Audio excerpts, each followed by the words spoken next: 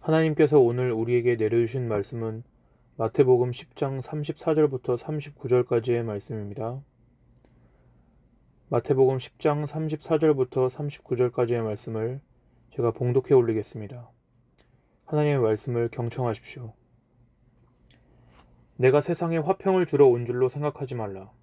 화평이 아니요 검을 주러 왔노라. 내가 온 것은 사람이 그 아버지와 딸이 어머니와 며느리가 시어머니와 불화하게 하려 함이니 사람의 원수가 자기 집안 식구리라. 아버지나 어머니를 나보다 더 사랑하는 자는 내게 합당하지 아니하고 아들이나 딸을 나보다 더 사랑하는 자도 내게 합당하지 아니하며 또 자기 십자가를 지고 나를 따르지 않는 자도 내게 합당하지 아니하니라. 자기 목숨을 얻는 자는 잃을 것이요 나를 위하여 자기 목숨을 잃는 자는 얻으리라. 아멘. 이것은 하나님의 말씀입니다. 구원은요, 기독교인만 찾는 것이 아닙니다. 사람이라면 누구나 구원을 찾습니다. 이 세상에 구원받기 원하지 않는 사람은 없습니다. 근데 이게 좋은 소식일까요? 큰 문제가 하나 있습니다. 사람들이 다 저마다 자기가 생각하는 구원이 있고 그것을 찾아서 헤맨다는 것이 문제입니다. 이것이 우리 사람에 대한 성경 말씀의 진단입니다. 사람마다 각자 자기 소견에 옳은 대로 행한다. 이것은 가벼운 문제가 아닙니다. 어떤 사람은 재정으로부터 구원을 받고 싶고요. 어떤 사람은 질병으로부터 구원을 받고 싶어 합니다. 또 어떤 사람은 사람 사이의 관계로부터 자유로워졌으면 좋겠고요. 또 어떤 사람은 자기 양심의 가책으로부터 구원받고 싶을 수도 있습니다. 구원은 이렇게 어디론가부터 벗어나거나 자유로워지는 것을 말하기도 하고요. 또 같은 뜻이지만은 이번에는 어떤 경지에 어떤 상태에 도달하고 싶은 것도 구원이라고 합니다. 예를 들면 어떤 사람은 권력을 얻는 걸 자기 구원으로 삼습니다. 어떤 사람은 지식을 갈망합니다. 어떤 사람은 매력적으로 보이고 싶습니다. 또 어떤 사람은 정말로 순결한 사람이 되고 싶습니다. 사람이 생각하는 구원이란 게 이처럼 단순하지가 않습니다. 사람이 100명이면 100개의 구원이 있고요. 100만 명이면 100만 개의 구원이 있는 것입니다. 그리고 사람들은요, 또 습성이 있는데 비슷한 사람들끼리 뭉치죠. 그리고 자기랑 비슷하지 않은 사람들은 그 무리 안에 끼워주지 않고 밖으로 내칩니다. 구원에 있어서 사람들은 마찬가지입니다. 비슷한 생각을 가지고 있으면 모입니다. 그리고 자기들이 생각하는 구원과 반대되는 생각을 가진 사람들은 그 모임에 껴주지도 않고 바깥으로 밀어냅니다. 그러면요, 우린 문제가 있습니다. 그럼 우린 구원을 어디서 찾아야 합니까? 아주 본질적인 질문입니다. 구원이란 무엇입니까? 우린 구원에 관해서 누구의 말을 들어야 되겠습니까? 아주 다행스럽게도 우리에게 복된 소식이 있습니다. 정말 복된 소식일지는 모르겠지만 여러분께서 잘 들어보십시오. 우리가 믿는 성경이요, 사람들이 저마다 구원을 얘기할 때 그걸 결코 인정해주지 않는다는 것입니다. 이게 복된 소식입니다. 이게 복음의 성질입니다. 제가 앞서 사람들은 개인이든 집단이든 자기 생각과 다르면 받아들여주지 않고 밖으로 밀어낸다 그랬죠. 그런데 하나님 말씀도 정확히 그와 같은 일을 하십니다. 하나님께서는요, 모두의 생각을 똑같이 가치 있다고 존중해 주시는 분이 아닙니다. 하나님께서도 하나님의 생각과 맞지 않는 사람들을 바깥으로 밀어내버리십니다. 제가 이걸 복음의 성질이라고 지금 말씀을 확실히 드렸습니다. 어렵게 말하자면 복음의 배타성이죠. 우리는요, 상식적으로 이렇게 일상생활을 한번 생각해 보십시오. 개인이든지 간에 또 집단이든지 간에 나를 거기에 그 무리에 껴주지 않으면 어떻게 느끼시나요? 아, 그래, 니네끼리 뭐 잘 먹고 잘 살아라, 나는 안 껴줘도 된다, 이렇게 쿨하게 넘어갈 수가 있나요? 여기 여러분 따돌림 당한다 생각을 해보세요. 그럼 치사하다고 느끼죠. 기분이 나쁘잖아요. 왜냐면 그러면 안 된다고 우리가 생각을 하기 때문입니다. 사람이라는 거는 모름지기 좀 잘 어울리고 사이좋게 지내야지, 막 차별하고 안 끼워주고 그러면 돼? 그러면 우리는 그런 거 나쁜 거라고 생각을 하잖아요. 근데 예를 들어서 이것이요, 여러분, 이 모두를 존중해주지 않는 문제가 생명에 관한 문제라고 한번 생각을 해보십시오. 내가 큰 병이 들었습니다. 막 피를 토합니다. 그래가지고 이제 병원에 가서 의사 5분을 만났습니다. 의사 선생님 5명이 이제 모여서 회의를 했습니다. 나를 진단을 하고. 어떤 의사 선생님은 내가 중병이니까 당장 치료해야 됩니다. 그랬습니다. 근데 어떤 분은 아직 뭐 두드러진 건 없으니까 좀 경과를 지켜봅시다. 그랬습니다. 또 어떤 사람은 아니, 별로 것도 아닌 것 같은데 그냥 영양제 좀 처방하고 말죠. 그랬습니다. 이렇게 5명이 다 달랐다고 해보겠습니다. 그럴 때도 우린 5명의 의견을 다 똑같이 존중해야 됩니까? 다 같은 무게랑 가치를 지니고 있으니까 서로가 서로의 의견을 다 포용해주고 어떤 합의점을 찾아야 됩니까? 그게 아닙니다. 근데 이제는 확장시켜가지고요. 이 5명뿐만 아니라 모든 사람들이 구원에 관해서 다 자기 소견을 가지고 있다고 해보겠습니다. 10만 명이면 10만 명이 다 구원에 관해서 생명에 관해서 자기 의견을 가지고 있다고 해보겠습니다. 우린 그런 세상을 다른 말로 뭐라고 하는지 아세요? 그걸 지옥이라고 하는 것입니다. 그렇기 때문에 하나님께서 하나님의 생각을 정확하게 계시해 주시고 나타내시고 그 생각과 반대되는 사람의 의견을 결코 인정해 주시지 않는 그 배타성을 우린 복되다고 하는 것입니다. 그럼 이제 구원이 어떤 것이어야만 되는지, 어떤 성격을 가지고 있어야만 하는지에 대해서 감이 조금 잡히시죠? 정리를 하겠습니다. 우리는 본성상 각자가 생각하는 구원이 다 다릅니다. 자연인은요. 이건 정상적인 것이 아니라 타락의 결과입니다. 성경 역사는 사람들의 생각이 저마다 각자 있어서 자기들이 자기 기준이 되어서 생각하고 그에 따라서 살아가는 역사를 보여줍니다. 죄된 역사를 보여주죠. 하나님께서 자기 종들인 사사가 뭔 뜻입니까? 법관입니다. 판관. 사사들을 보내서 자기 백성들을 징계하시고 다스리신 이유가 거기 있습니다. 다시 말씀드립니다. 구원에 관한 한 우리의 모두의 의견이 제각각 상이한 것은 타락의 결과이고요. 결코 건강하고 정상적인 것이 아닙니다. 그리고 그에 대해서 하나님께서 뭐라고 말씀하십니까? 가장 먼저는요. 구원이 그게 아니라는 것입니다. 너희는 구원이 뭔지를 모른다.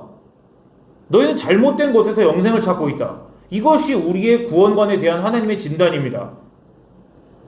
우린 스스로 대단히 지혜롭다고 생각하면서 이렇게 생각할 수도 있습니다.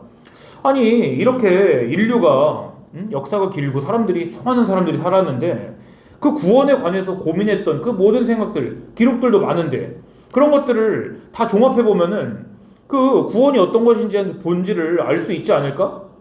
이렇게 어떤 분 생각하실 수 있어요. 그렇지만 이게 말도 안 되는 소리라는 걸 제가 증명해드리겠습니다. C.S. 루이스가 이에 대해서 비슷한 그 논증을 하면서 예화를 든 게 하나 있거든요. 예를 들어서요. 이런 예화를 들었습니다. 원숭이들을요.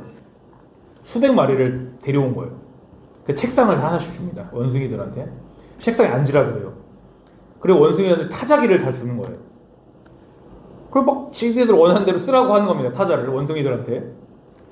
그리고 시간이 좀 흐른 뒤에 원숭이들이 막 이렇게 아무렇게나 친 타자를 딱 모아서 보니까 뭐가 나왔냐? 셰익스피어가 쓴 햄릿이 나온 거예요. 원숭이들이 마구잡이로 친 글들 종합해 보니까 말이 되나요? 그럴 수가 없겠죠.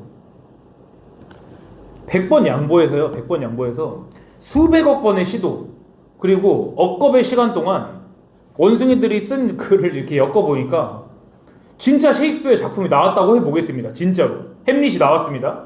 그럼 문제가 또 있습니다. 그 글을 셰익스피어가 쓴 건가요? 그게 아니잖아요. 그건 셰익스피어 본인이 쓴 것도 아닐 뿐더러 거기에 원작자의 의도나 메시지가 전혀 없는 거잖아요. 그냥 무작위로 나온 모작이잖아요. 모조품이죠. 우리 사람들이 머리를 맞대면은 구원의 비밀에 이를 수 있을 거라고 생각하는 게 바로 이와 같은 것입니다. 구원은요, 그 구원을 뭐라고 명명하신 분께서 직접 알려주시기 전에는 절대로 알 수 없는 감추어진 비밀이라는 것입니다. 구원은요. 오늘 함께 읽으신 마태복음에서 예수님께서 하신 말씀에 그 구원이 바로 하나님께서만 말씀하시는 그 어떤 것이구나. 아직 뭔지 말씀 안 드렸습니다. 하지만 구원의 성격 하나는 하나님께서만 말씀하시는 어떤 것이라는 게 아주 잘 드러나 있는 게 오늘 본문입니다. 이 복음이라는 건 모든 사람을 위한 게 아니란 것입니다. 복음은 모든 사람을 위한 게 아닙니다. 만약에 하나님께서 모든 사람의 의견을 존중해 주시고 그에 맞게 그 사람에게 맞춤형 구원을 주신다면 도대체 예수님께서는 왜 그분의 말씀을 듣는 사람들 가운데 화평이 넘치는 게 아니라 날카로운 칼이 막 난도질한다고 말씀하십니까? 왜 예수님께서는 예수님이 하신 말씀을 시인하면 집안 사람들 사이에 화평이 깨지고 서로 원수가 된다고 말씀하시나요? 예수님 가정 파괴범이신가요? 이제부터 이 말씀이 무엇을 우리에게 가르치시는지를 함께 나누겠습니다. 일단 예수님께서는요, 예수님 자신이 온 이유에 대해서 명확히 밝히고 계십니다. 예수님은 이제 당신께서 무슨 말씀을 하실 것인데 이 말을 듣는 사람들 가운데서 화평이 깨질 거라고 하십니다. 그 이유는 뭐냐? 먼저는요, 앞서서 제가 말씀드린 것처럼 사람들은 다 구원에 관해서 자기가 가지고 있는 저마다의 생각이 있기 때문입니다. 거기에 대해서 예수님은 이제 뭐라고 하실 참이냐? 그게 아니야. 이렇게 하실 참입니다. 그러니까 1차적으로 사람들이 예수님을 그렇게 말씀하시면 어떻게 볼까요? 그렇구나. 예수님 말씀이 옳구나. 이럴까요? 그게 아니에요. 저 사람 왜 이렇게 매정해? 왜 이렇게 독단적이야? 저 사람은 왜 지만 맞대? 이렇게 생각하게 되겠죠? 이것이 참과 진리라는 것을 대하는 세상의 방식입니다. 왜냐면요, 이유는 간단합니다. 지금까지 진리는 자기 자신이었거든요. 좀 바꿔 말하자면 지금까지 자기 삶의 왕은 자기였습니다. 근데 지금 참된 왕이 오셔서 그 자리를 내놓으라고 하시는 거예요. 그럼요, 이 불법 거주자들은 자기 자리를 내놓고 싶을까요? 그거 안 내놓으려고 한다고요. 발악을 하겠죠. 그것이 예수님의 말씀과 진리를 대하는 우리의 태도입니다. 이걸 지금 들으시는 여러분도 예외는 없습니다. 이거 예수님 모든 사람에게 하신 말씀이에요. 우리 중에도 예수님께서 무슨 말씀을 하시는지 점점 깨닫게 되잖아요. 그러면요, 예수님이 하신 말씀과 내가 하던 생각이 충돌하네? 이렇게 이걸 알아감에 따라서 우리 마음이 어려워질 수 있습니다. 절대로 예수님의 말씀 호락호락하지 않습니다. 많은 사람들이 예수님을 떠나갔습니다. 그래도 여러분 하나님의 말씀을 들으시기 바랍니다. 다음으로 이 말씀에 나오는 특별히 이 36절까지 말씀이 어떤 의미인지, 자기 집안 식구들이라는 게 뭔 의미인지를 이제 설명을 드릴게요. 자기 집안 식구 많이 나오잖아요. 여기 뭐 딸도 나오고 시어머니도 나오고, 시어머니는 없나요? 여튼 그 아버지, 어머니, 자식, 자기 집안 사람을 말씀하시잖아요. 일단 모든 사람이 죄를 범하였다고 하시는 성경 말씀을 비추어 보면 우리 다 죄인입니다. 그렇죠? 죄인의 특징은 아주 많지만은 가장 두드러진 특징은 자기 사랑입니다. 자기 사랑. 자, 이렇게 비유를 해보겠습니다. 제가 가끔씩 쓰는 이야기인데 좀 확장을 시켰습니다. 질문을 합니다, 여러분. 자, 아주 간단하니까 다 대답을 해보십시오. 사과는 과일입니까? 사과는 과일입니까? 맞죠? 사과는 과일이죠. 바나나는 과일입니까? 바나나 과일이죠. 오렌지는 과일입니까? 오렌지 과일이죠. 사과, 바나나, 오렌지 했습니다. 제가. 그럼 이번에는요, 바꿔서요, 순서를. 과일은 사과입니까? 자, 아까 사과는 과일입니까? 라고 여쭤봤고요. 지금 과일은 사과입니까? 이랬습니다. 자, 일단 아리까리하죠. 과일은 바나나입니까? 과일은 오렌지입니까? 자, 이런 질문 이상합니다. 왜냐? 보세요. 범주가 더 큰 쪽을 기준으로 그 작은 걸 설명해야 이치에 맞는 거죠. 근데 반대로요, 과일은 사과입니까? 이러면은 사과가 과일 전체를 대표하는 건 아니잖아요. 그렇죠? 사과는 과일의 일부인 거죠. 자, 그럼 이제 여기까지 잘 따라오셨죠? 이렇게 질문하겠습니다. 살인은 죄입니까? 살인 죄인가요? 살인 죄죠. 도둑질 죄입니까? 도둑질 죄죠. 탐심은 죄입니까? 탐심 죄죠. 맞습니다. 자기 사랑은 죄입니까? 자기 사랑은 죄죠. 자, 똑같습니다. 아까랑 바꿔서요, 이제. 죄는 살인입니까? 죄는 도둑질입니까? 죄는 탐심입니까? 자, 이제 아까 세 개인데 지금 네 번째 합니다. 죄는 자기 사랑입니까? 이건 맞습니다. 죄는 자기 사랑이라는 말은 맞습니다. 자기 사랑은 죄입니까? 네. 죄는 자기 사랑입니까? 네. 제가 지금 무슨 말씀 드리려는지 아시겠죠? 제가 앞에 말한 대표적인 우리가 죄하면 생각하는 것, 살인, 도둑질, 간음, 우상숭배, 탐심, 이런 것들은요, 공통점이 있는데 죄라는 게 더 큰 묶음이 있다면 그 안에 들어가는 것들입니다. 그 아래 범주에 들어가는 거라고요. 그런데 자기 사랑만큼은 아닙니다. 자기 사랑은요, 그 자체로 성경이 말씀하는 죄라고 하기에 손색이 없을 만큼 큰 죄입니다. 이게 죄의 본질인 것입니다. 이걸 머릿속에 여러분 콱 박아두십시오. 죄가 자기 사랑이고 자기 사랑이 곧 죄입니다. 저는요, 세상 모든 죄를 이 자기 사랑이라는 범주 아래로 가져올 수 있습니다. 자, 살인은 자기 사랑입니까? 맞습니다. 도둑질은 자기 사랑인가요? 맞습니다. 탐심은 자기 사랑입니까? 맞습니다.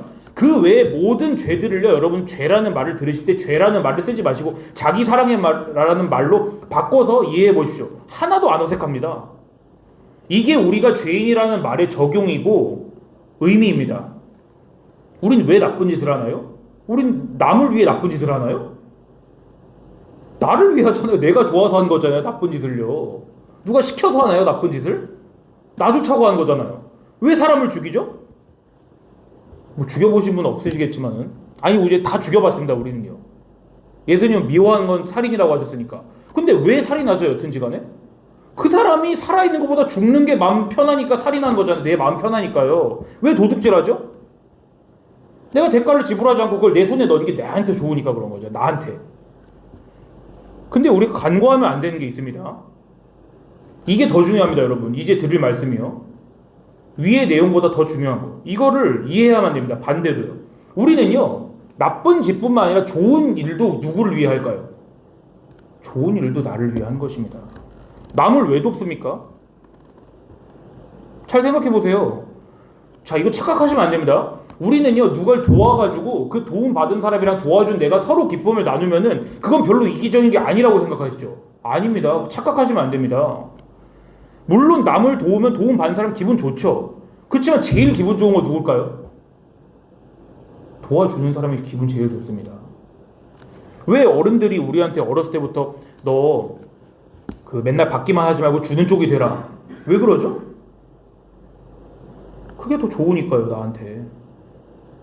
다시 남 도우면 누가 제일 좋다고요? 돕는 사람이 제일 좋다고요.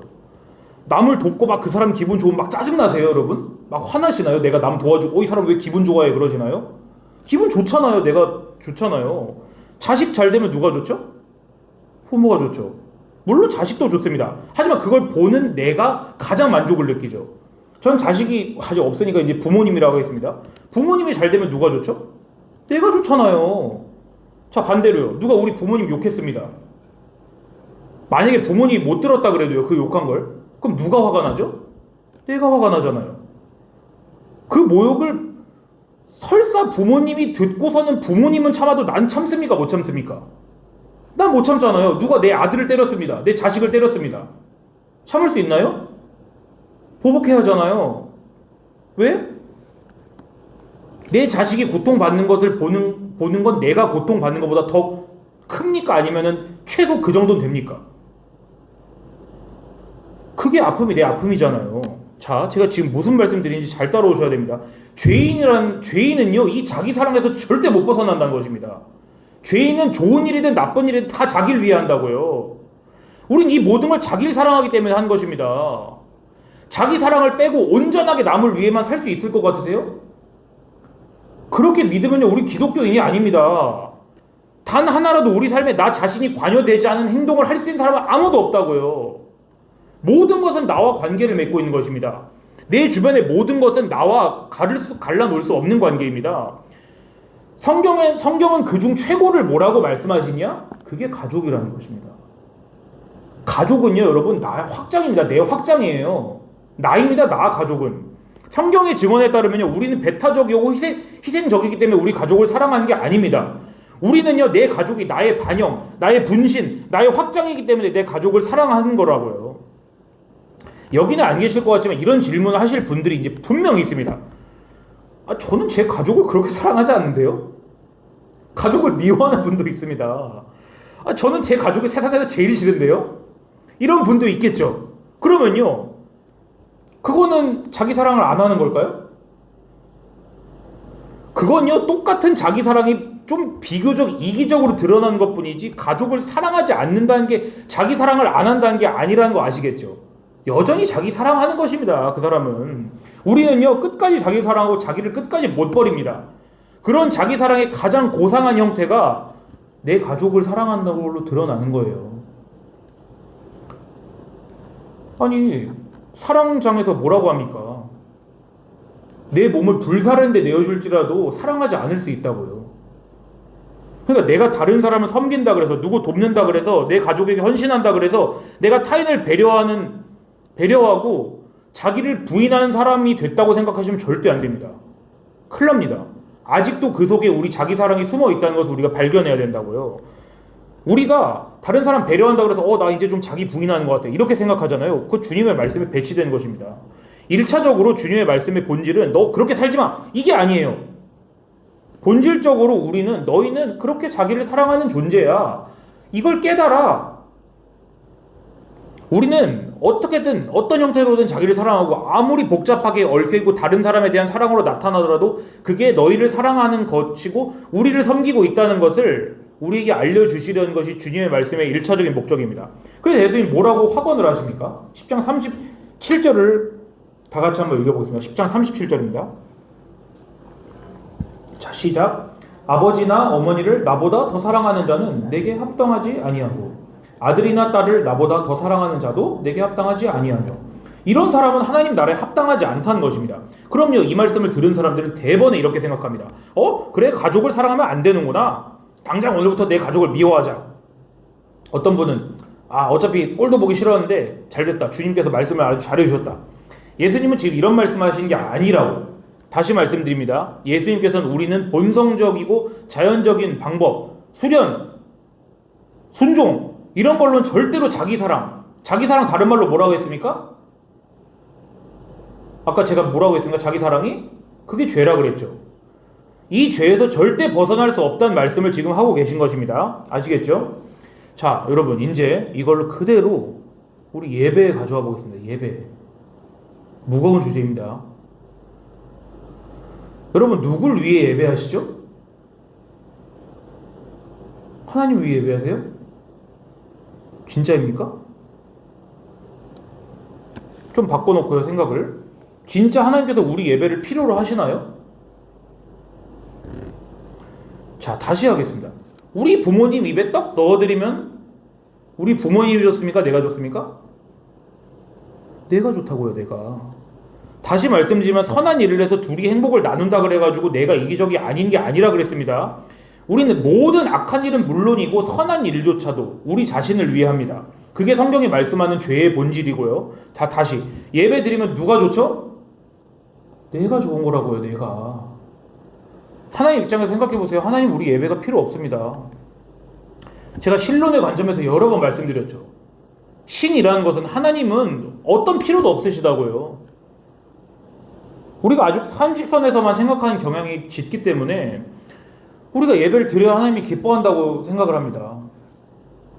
반대로 우리가 예배 안 드리면은, 여러분 예를 들어 그런 분 없으시겠지만은 주일날 11시 예배 시간에 집에서 그냥 유튜브 보고서는 오늘 안 가 그러고 누워있는 분이 있다고 생각해보세요. 마음 편할까요? 불편하시겠죠. 그러면 우리는 이렇게 생각합니다. 오늘 내가 예배를 안 가서 하나님이 진노하시겠구나, 하나님이 오늘 슬퍼하시겠구나, 이렇게 생각하지 않으세요? 자, 근데 이게 맞다면요, 지금 하나님의 기분이 누구 손에 달린 것입니까? 내 손에 달린 거잖아요. 내가 예배 드리면 기뻐하시고 내가 예배 안 드리면 삐지시고 슬퍼하시고, 그럼 지금 누가 하나님입니까?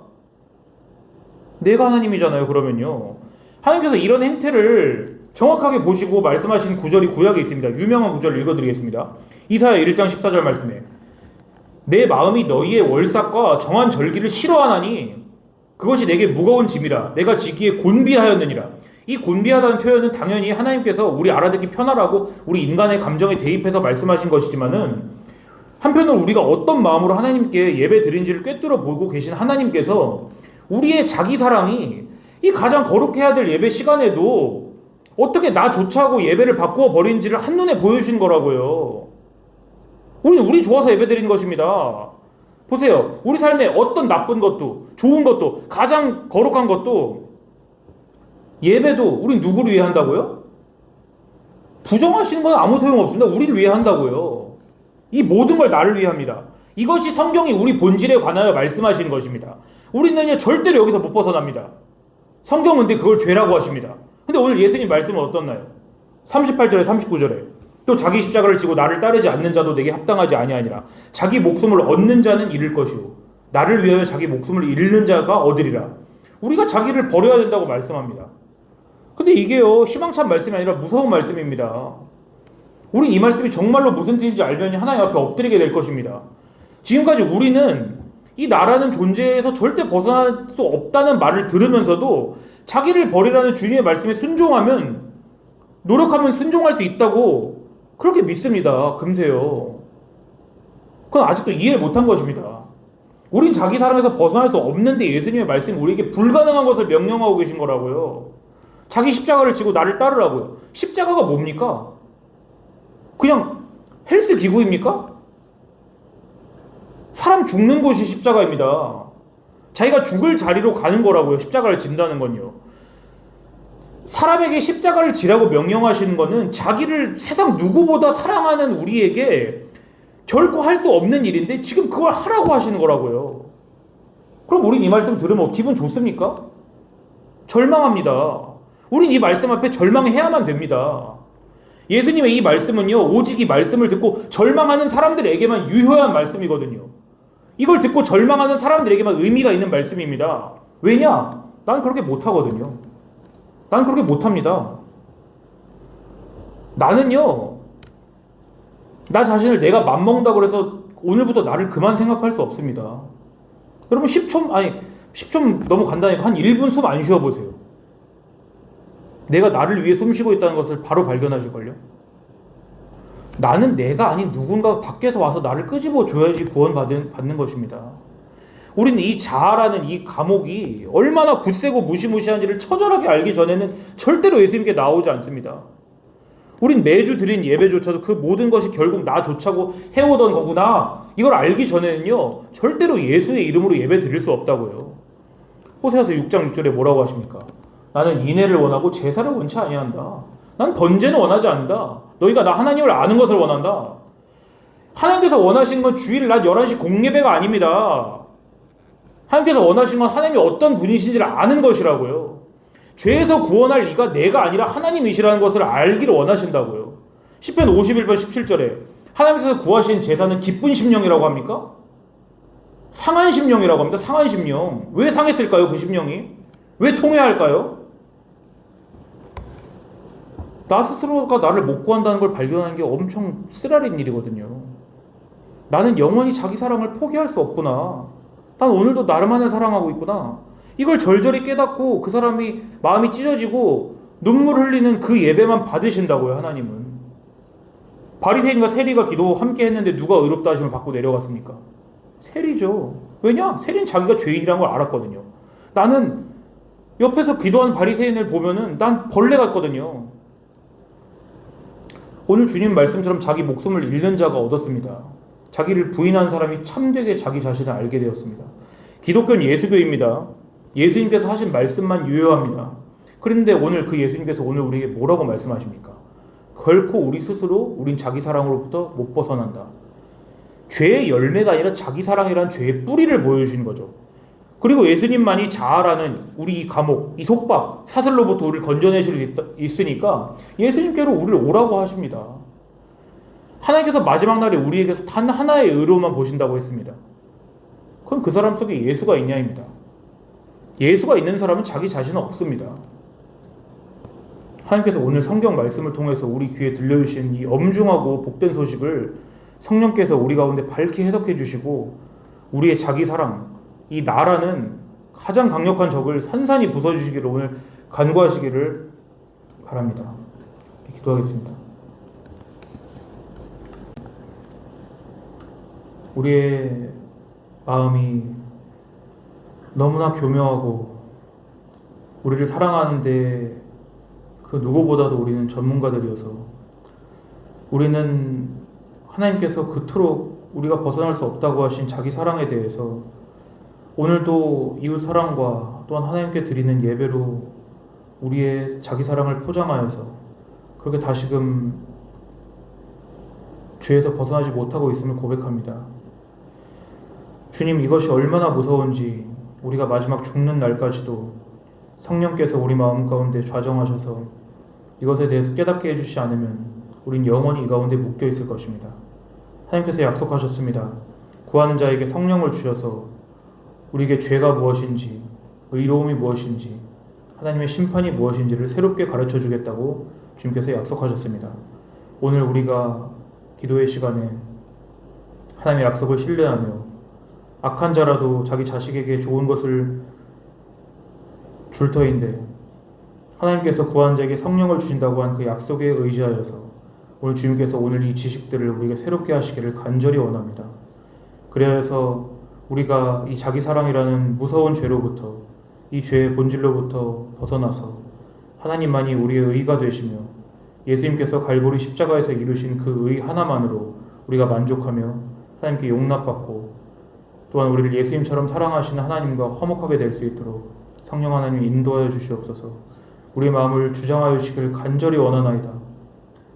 우리의 영원한 사랑 되시며 우리를 위해서 자기 몸을 찢으신 예수님의 이름으로 기도드리옵나이다. 아멘.